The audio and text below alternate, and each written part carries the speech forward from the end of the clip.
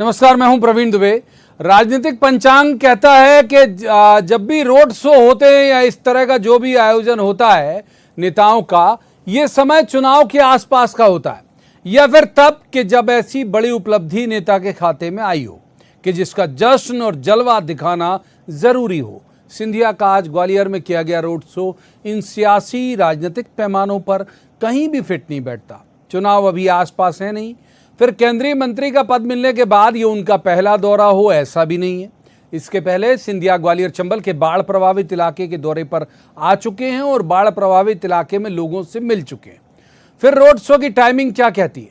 क्या इस वक्त इस प्रदर्शन की वजह यही कि अगर मंत्री बनने के ऐन बाद ग्वालियर आए सिंधिया बाढ़ के हालात में रोड शो का जलवा दिखाते तो शायद आलोचना के शिकार हो सकते थे। माफ कीजिए। रोड शो शुद्ध रूप से शक्ति प्रदर्शन होते हैं।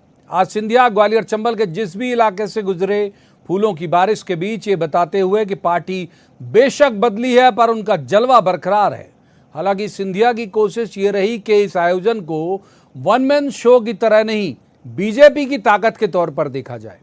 तस्वीरों में रथ पर केंद्रीय मंत्री नरेंद्र सिंह तोमर का हाथ थामे और बयानों में ग्वालियर चंबल के तमाम नेताओं को माला के मोती बताते। तो क्या इस रोड शो के जरिए सिंधिया 2023 के विधानसभा चुनाव से पहले अपनी ताकत और जमीन नाक रहे हैं? क्या इसे चुनावी तैयारी ही माना जाए? इस तैयारी के बीच एमपी में सियासी माहौल बनाता एक और बयान भी काबिले गौर है। यूपी में योगी आदित्यनाथ के जुबान से निकले अब्बा जान के बाद अब मध्य प्रदेश में चचा जान। गृह मंत्री नरोत्तम मिश्रा ने दिग्विजय सिंह को आज कांग्रेस का चचा जान कह दिया। संबोधन स्पष्ट, लेकिन सियासी दंगल में शब्द के मायने क्या हैं आखिर? सवाल रोड शो से लेकर इस शब्द पर छिड़ी सियासत का भी है। बहुत सारे होंगे सवाल। एक खास पैनल हमारे साथ मौजूद होगा जिससे हम कहेंगे कि जवाब तो देना होगा, लेकिन पहले आपको दिखाते हैं एक रिपोर्ट। देखिए।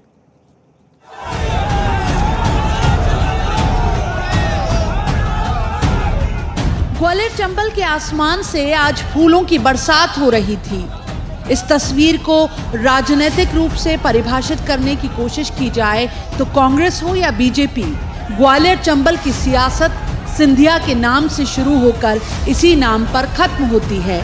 लेकिन सिंधिया ये भी जानते हैं कि बीजेपी में हुकूमत केवल संगठन की चलती है, तो सधे सिंधिया पूरे रोड शो में केंद्रीय मंत्री नरेंद्र सिंह तोमर का हाथ थामे रहते हैं। जुबान से ये भी बयान देते हैं कि हम सब एक माला में पिरोए हुए हैं और एक मकसद से निकले हैं, इस क्षेत्र का विकास।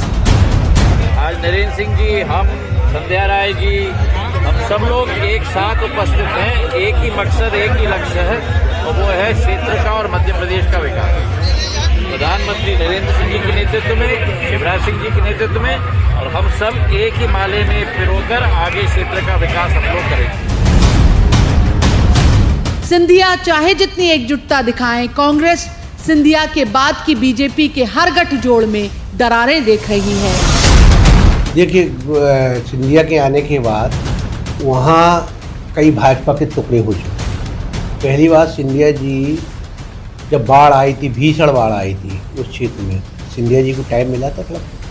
सिंधिया जनता के लिए नहीं, सिंधिया को तो लग रहा है मुख्यमंत्री पद कैसे मिल जाए। ये रोड शो चुनाव के काफी पहले की कवायद और इस माहौल में गृह मंत्री नरोत्तम मिश्रा का ये बयान भी काबिले गौर, जिसमें उन्होंने दिग्विजय सिंह को चचा जान का संबोधन दिया है। ये जो कांग्रेस के चचा जान है ना,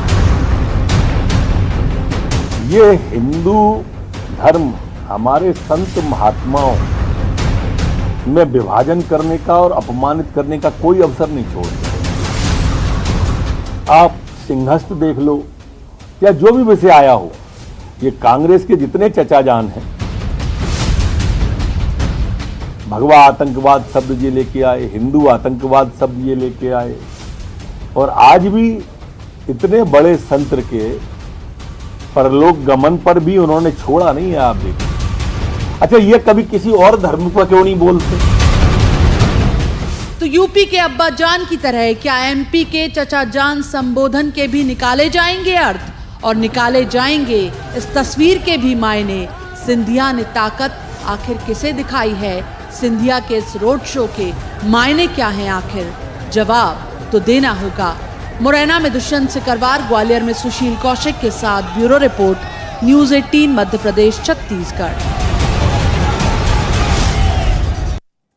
तो रस्मन सबसे पहले मेहमानों का परिचय मैं आपसे करा दूं। हमारे साथ हैं दिव्या गुप्ता, ये बीजेपी की ऊर्जावान प्रवक्ता हैं, बहुत स्वागत दिव्या जी का। और दूसरे मेहमान हैं मिथुन अहिरवार, ये कांग्रेस के युवा ऊर्जावान प्रवक्ता हैं, बहुत स्वागत मिथुन जी का। और तीसरे मेहमान पत्रकारिता का बहुत चर्चित चेहरा है, बहुत अच्छे राजनीतिक विश्लेषक हैं, दिनेश गुप्ता। दिनेश जी का भी बहुत स्वागत है। शुरुआत करेंगे दिव्या जी से। दिव्या जी, कांग्रेस कह रही है कि आप सारे लोग जो है वो दरारों में बटे हुए हो, अलग अलग तरह की बीजेपी है। उन्होंने परिभाषित किया शिवराज की बीजेपी, नरोत्तम जी की बीजेपी, वीडी शर्मा जी की बीजेपी, और ये सिंधिया की बीजेपी का प्रदर्शन था। ये शब्द मेरा नहीं, कांग्रेस कह रही। अब कांग्रेस तो है खिसियानी बिल्ली खंबा नोचे, अब इनके पास और कुछ बचा नहीं। अब यही खेमे हम आपके पास भी बता सकते हैं। एक थी दिग्विजय सिंह की कांग्रेस, एक थी कमलनाथ की कांग्रेस, और दोनों कांग्रेस में कोई मेल ही नहीं था। दो पावर सेंट्रल लेके प्रदेश चला रहे थे। एक बोलता था मेरा मंत्री, दूसरा बोलता था मेरा मंत्री। एक अपनी लिस्ट जारी करता था, एक दूसरे की लिस्ट जारी कर देता था। उन दोनों लिस्टों में कुछ तकलीफ आती थी तो फिर एक तीसरी लिस्ट जारी हो जाती थी। ये तो 15 महीने के समय ये हम सब ने देखा कि ये दो पावर सेंटर्स लेके और खेमों में बटी हुई कांग्रेस किस तरह से चल रही थी। दिग्विजय सिंह अपने पुत्र मोह में उनको मंत्री बनाने के चक्कर में अपने भाई को भूल बैठे थे। उनकी तो लीला ही अपरंपार है। तो आप हमको किस बात के खेमे की बात कर रहे हैं? एक बात। दूसरी बात, भारतीय जनता पार्टी संगठन की पार्टी है। इस रोड शो में आपने जैसे कि कहा, ये बहुत अच्छी बात कही कि देखिए, जब सिंधिया जी पहली बार ग्वालियर आए थे केंद्रीय मंत्री बनके, तब बहुत संवेदनशील समय था, तब बाढ़ग्रस्त इलाका था ग्वालियर के आसपास का। तब उनके लिए इस तरह का स्वागत ना उनके लिए अच्छा होता, ना उस समय की मांग थी। लेकिन आज जब वो आए हैं और आज जब एक बेटा अपने घर वापसी कर रहा है, अच्छे समय में वापसी कर रहा है, तो कांग्रेस की छाती पे सांप क्यों लौट रहे हैं? ये तो भारतीय जनता पार्टी का संगठन है, ये अपनी ताकत अगर दिखाता है तो आपको तकलीफ क्यों होती है? तो हम अपने बेटे का स्वागत कर रहे हैं जब अपने घर में वो वापस आया है, तो ये हमारे स्वागत का पहले सवाल में बहुत वक्त दिया आपको, माफ कीजिए रोकूंगा, फिर आऊंगा आपके पास, वक्त बहुत है हमारे पास। मिथुन अहिरवार को इन करते हैं, कांग्रेस के युवा ऊर्जावान प्रवक्ता हैं। मिथुन जी, ये कह रहे हैं आपकी छाती में सांप क्यों लौट रहा है? संगठन का एक आयोजन है, लोग अपने घर आए हुए बेटे के स्वागत के लिए आतुर हैं, बेचैनी आपकी तरफ बढ़ रही है, क्यों बढ़ना चाहिए आपको बेचैनी? ये सवाल बीजेपी का। ये जो कथित बेटा है शायद गणेश जी से भी ज्यादा मूल्यवान हो गया है कि गणेश जी के चल समारोह को अनुमति नहीं है, इनके चल समारोह को अनुमति है। बात दरअसल ये है प्रवीण जी, 2018 में भाजपा का एक नारा हुआ करता था, माफ करो महाराज हमारा नेता शिवराज। अब वो लौटता दिख रहा है, माफ करो शिवराज हमारा नेता महाराज। लगता है इसी दिशा में भारतीय जनता पार्टी बढ़ रही है। सिंधिया जी को तो आज सड़क पर लाकर के इन्होंने ये बता दिया कि सिंधिया जी अपने मुंह को बंद रखें, केवल जब सड़क पर उतरे तो वो किसी अतिथि शिक्षक या अतिथि विद्वान जिसको कि आज डंडा मारा जा रहा है उसके ऊपर केस लादे जा रहे हैं, उसके समर्थन में नहीं, केवल भारतीय जनता पार्टी के भजन गाने के लिए अब वे उतर सकते हैं। भारतीय जनता पार्टी में इस मद की हैसियत आज उनकी रह गई है। नहीं तो वो सिंधिया जी जो कहते थे जिंदा हो तो जिंदा नजर आना जरूरी है, और जिनके मुख से ये निकला करता था कि लग रही है आपकी बातचीत। पहले आपने कहा कि ये माफ करो शिवराज हमारा नेता महाराज, तो फिर अगर वो मान लो उनके नेता और इतनी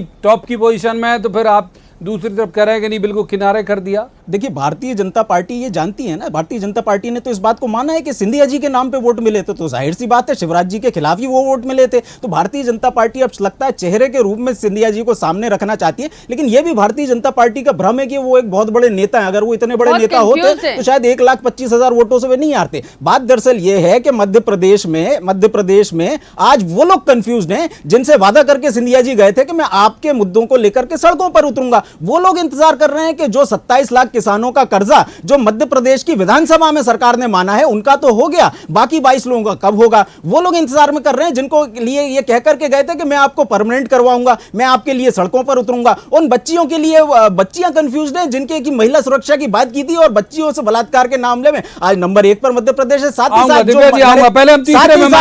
साथ रोकूंगा आपको भी मिथुन जी, पर्याप्त वक्त देता हूं। पहले सवाल में पॉलिटिकल गेस्ट को मैं तीसरे मेहमान को इन करता हूं। दिनेश गुप्ता पत्रकारिता का बड़ा चर्चित चेहरा है।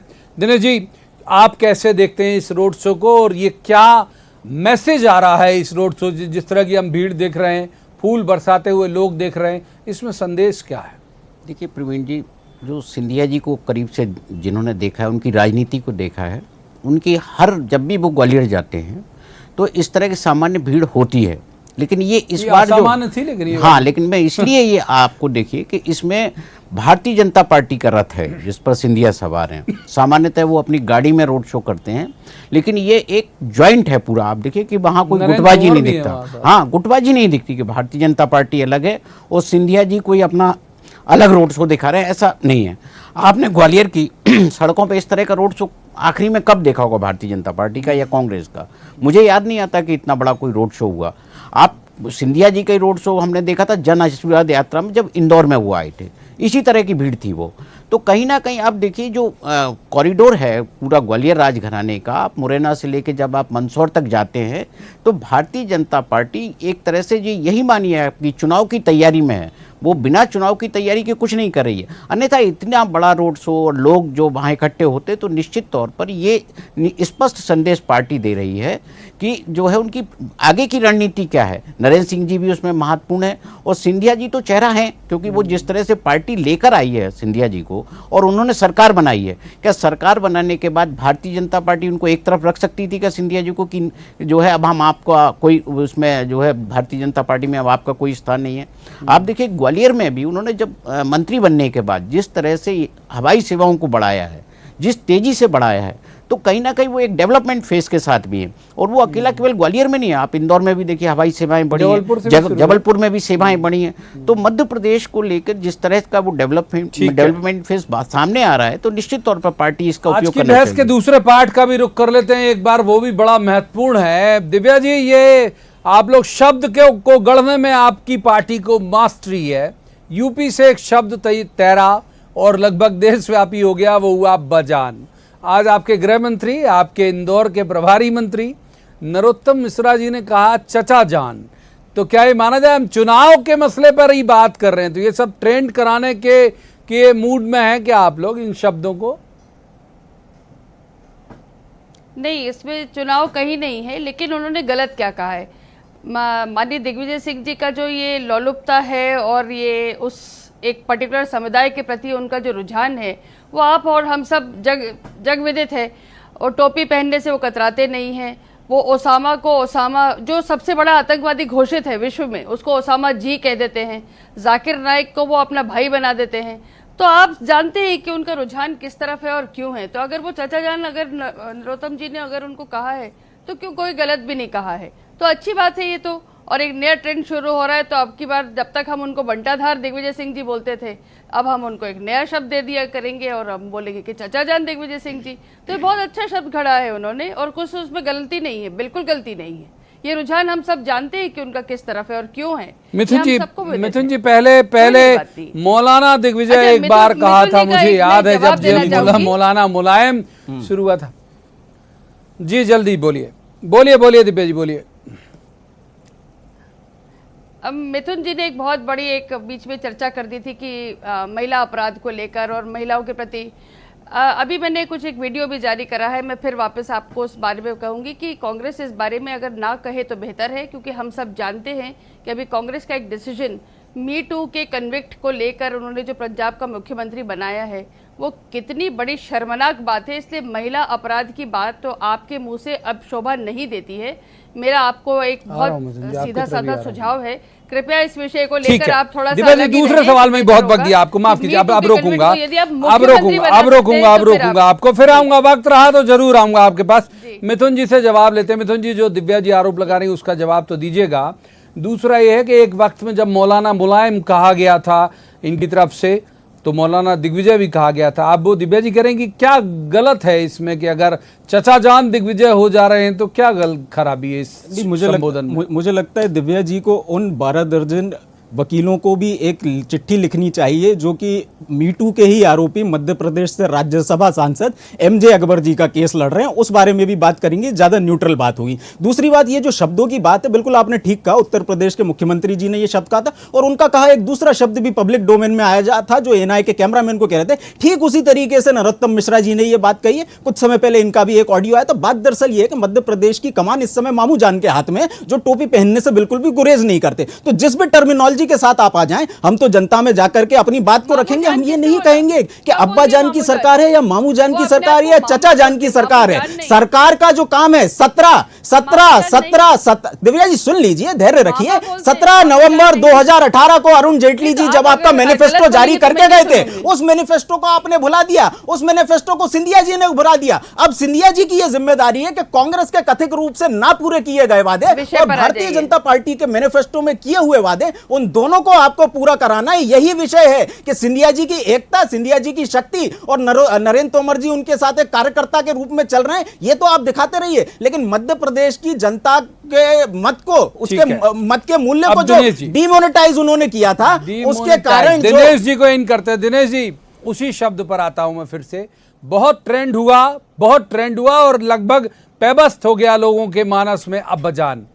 अब चचा जान पेबस्त होगा, आपको लगता है, जो आज जुमला उछाला नरोत्तम मिश्रा जी ने? प्रवीण जी, दिग्विजय सिंह जी के बारे में ये तो सर्टिफाइड है, वो जिस तरह के आप कोई भी उनको ना मौलाना बोल दीजिए, चचा जान बोल दीजिए, वो तो इसी राजनीति के लिए जाने जाते हैं और आप उसको लगातार लोगों को याद भी दिलाते हैं और इसका काम कर रहे हो आप, हाँ, एक तरह से इंडोर्स ही किया आपने। और वो चुनाव भी इसी कारण हारे भोपाल से। यदि लोकसभा का चुनाव लड़े वो हार जाते हैं, तो कहीं ना कहीं पार्टी के लिए, कांग्रेस पार्टी के लिए वो एक जो है मुस्लिमों का सॉफ्ट फेस है, वो जिसका उपयोग कांग्रेस पार्टी समय समय पर उनके बयानों के जरिए करती है। तो ये जो आप उनको चचा जान कहें, मौलाना कहें या किसी भी तरह का दीजिए, तो मुझे लगता है कि इससे बहुत ज़्यादा जो राजनीतिक मायने हैं, क्योंकि मध्य प्रदेश की जो राजनीति है अभी वो चुनाव की तरफ बढ़ रही है, लेकिन अभी तो मूल जो है उत्तर प्रदेश है। और उत्तर प्रदेश में जो कहीं ना कहीं दिग्विजय सिंह जी का भी अहम रोल होगा। वो उस कैंपेन कमेटी के चेयरमैन है जिसमें मुद्दे तय होना है, जो भारतीय जनता पार्टी की सरकार है, केंद्र की या राज्य की, कि किन मुद्दों पर आंदोलन होना है। तो कहीं ना कहीं से दिग्विजय सिंह जी की जो भूमिका है कांग्रेस पार्टी में बहुत महत्वपूर्ण है। यदि वो उत्तर प्रदेश चुनाव की रणनीति में भी शामिल होते हैं, तो उस हिसाब से आप देखोगे ना कि चचा जान वहां उनके लिए निश्चित तौर पर पॉपुलर वर्ड, जाहिर सी बात है। नरोत्तम मिश्रा बहुत सोच समझ के बोला होगा। मिथुन जी को इन करते। मिथुन जी, फिर एक बार फिर सिंधिया जी के दौरे पे आते हैं। मुझे याद है जब कमलनाथ जी की वहां पर सभा हुई थी, बहुत उत्साहित और बहुत गदगद थे आप लोग, और भीड़ को इस तरह से प्रचारित भी कर रहे थे कि साहब देखिए किला जो है कैसे ढहता है टाइप का। आज उन्होंने फिर दिखाया और बहुत तगड़ी गैदरिंग थी। आप ये बात तो मानोगे कि गैदरिंग थी। अब वो कुछ भी आरोप लगा दो कौन लाया कैसे लाया, लेकिन गैदरिंग बहुत थी।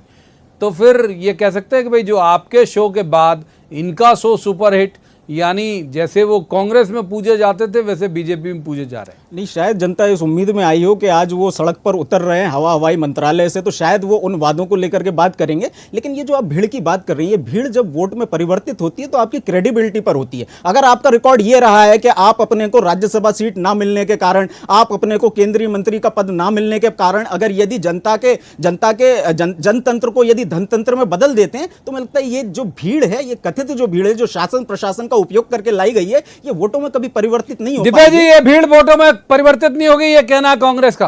दिव्या जी, मिथुन जी बहुत कंफ्यूज्ड हैं, उनको एक्चुअली बिल्कुल समझ में नहीं आ रहा है कि आज तर्क क्या दें। क्योंकि दिक्कत यह है कि ज्योतिरादित्य जी जो हैं वो ग्वालियर के, मैंने जैसे पहले भी कहा कि बेटे हैं, लेकिन वो वहाँ एक छत्र साम्राज्य है उनका, वो वहाँ के लाडले नेता हैं।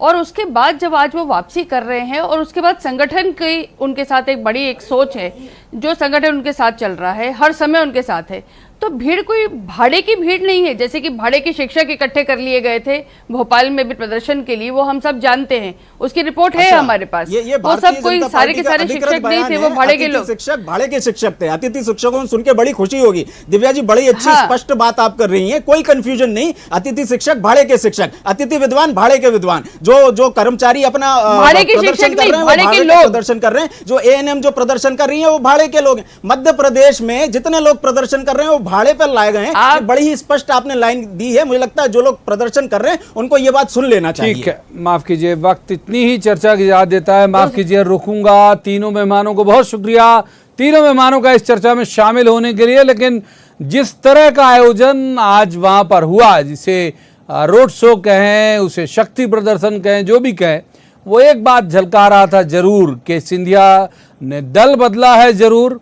उनका जो रुतबा, उनकी जो हैसियत उस इलाके में थी, वो शायद नहीं बदली, वो यथावत है जिस तरह की भीड़ यहाँ पर दिखी। अब कांग्रेस ये जरूर कह रही है कि ये वोट में तब्दील होगा कि नहीं। और जो दूसरा आज का हमारी बहस का विषय था वो ये कि क्या चचा जान शब्द भी अब्बा जान की तरह ट्रेंड करेगा, तो ये आने वाला वक्त बताएगा। आज की इस चर्चा में इतना ही।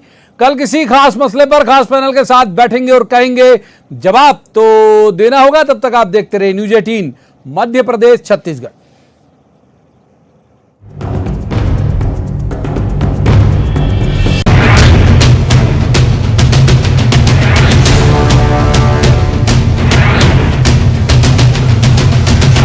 स्तर बढ़ने के बाद बांध के 7 गेट खोले गए। बांध के गेट खोलने से नर्मदा नदी का